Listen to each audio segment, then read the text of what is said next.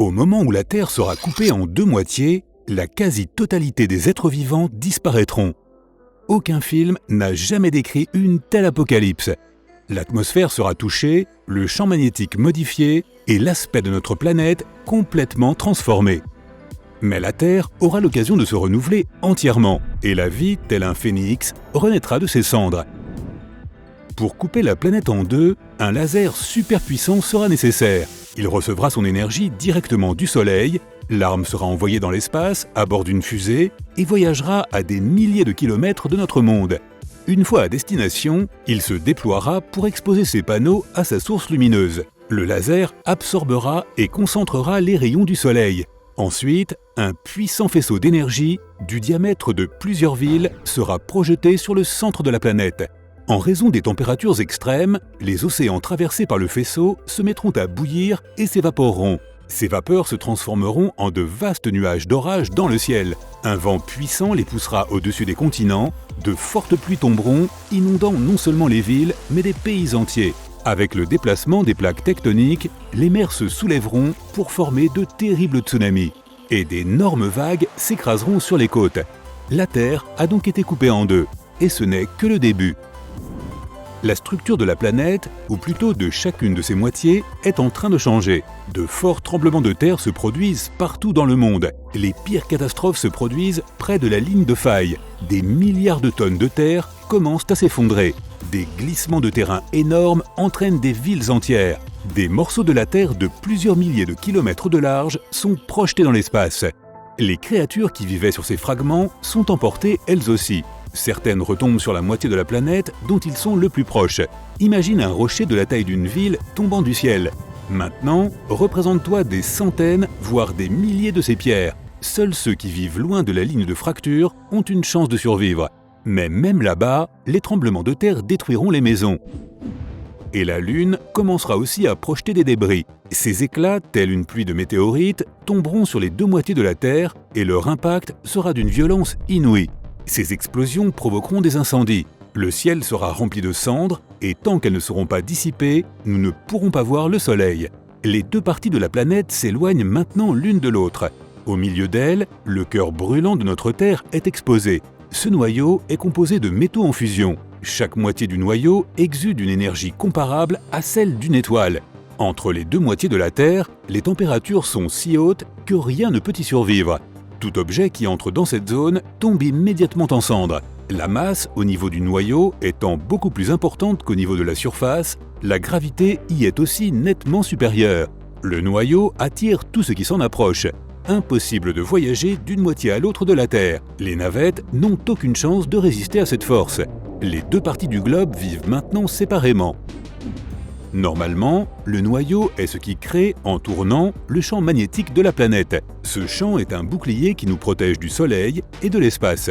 Si ce bouclier est endommagé, les rayonnements solaires et cosmiques passent à travers l'atmosphère. Comme le noyau est lui aussi divisé, le champ magnétique de la Terre devient instable. Des coupures de courant surviennent sur les deux hémisphères. Micro-ondes, téléviseurs, bouilloires, feux de circulation, ordinateurs, plus rien ne fonctionne. L'écran de ton ordinateur portable ou de ton téléphone se met à clignoter. Les vidéos se figent et la batterie épuise sa charge en une seconde. Les satellites cessent de fonctionner, ce qui signifie qu'il n'y a plus de GPS. Les ondes radio à haute fréquence, utilisées pour les communications, sont coupées et tu ne peux plus ni téléphoner ni envoyer de messages. En fait, toutes les centrales électriques se seront peut-être enfoncées sous terre ou auront été inondées en raison des séismes. Et il se peut donc qu'il n'y ait plus d'électricité du tout. Certaines personnes sont sensibles aux tempêtes solaires et souffrent de graves maux de tête. Si le champ magnétique est endommagé, le risque est grand que les créatures vivantes souffrent toutes de fortes migraines. Les scientifiques devront inventer des casques spéciaux pour protéger les gens du soleil. Pour une protection totale, il nous faudra vivre dans des villes souterraines. Les aiguilles des boussoles ne pointeront plus vers le nord, elles tourneront simplement dans toutes les directions. Les oiseaux deviendront fous, ils ne sauront plus où voler pour passer l'hiver, car le sud n'existera plus pour eux. Tous les animaux cessent maintenant de migrer. Dans le ciel, les avions ne peuvent plus s'orienter. Les plantes et les fleurs ne peuvent plus pousser naturellement à cause de l'augmentation du rayonnement solaire. Le bétail est sous-alimenté, la qualité des produits se détériore, la famine sévit. Les habitants des deux moitiés de la planète ne pensent plus qu'à survivre. Dans certains endroits plus proches de la faille, l'atmosphère terrestre est complètement détruite. Les conditions y sont désormais similaires à celles qui règnent dans l'espace. Il n'y a plus d'air, ni de chaleur. C'est seulement vêtu d'une combinaison spatiale que tu peux demeurer dans cette zone. Malheureusement, tu ne pourras ni sauter ni voler, car la gravité est toujours là. Par ailleurs, c'est la gravité qui constitue le salut de notre planète. En raison de la gravité, les deux parties de la Terre ne seront pas précipitées l'une sur l'autre. Au contraire, elles se tourneront autour et commenceront à se rapprocher. Dans 100 000 ans, les deux parties de la planète se reconnecteront et la Terre sera complètement renouvelée. Comme le noyau est fait de métal fondu, il formera à nouveau un seul cœur. Mais il faudra beaucoup plus de temps pour que la croûte terrestre elle-même se ressoude complètement. Une cicatrice se formera le long de la faille. Cette cicatrice sera recouverte de forêts et inondée par les océans. Mais il y aura encore de forts tremblements de terre à certains endroits. À ce moment-là, tous les êtres vivants auront probablement disparu. Sur notre planète, les conditions seront à peu près les mêmes qu'il y a 4,5 milliards d'années. Les mers et les océans seront en ébullition, la foudre frappera partout, les plaques tectoniques bougeront sans cesse et la lave s'écoulera des volcans en un flot rapide. La Terre ressemblera à une vaste marmite bouillonnante à l'intérieur de laquelle la vie apparaîtra progressivement. Comme la Terre aura diminué de taille et que le noyau n'aura pas beaucoup changé quant à lui, la gravité sera différente.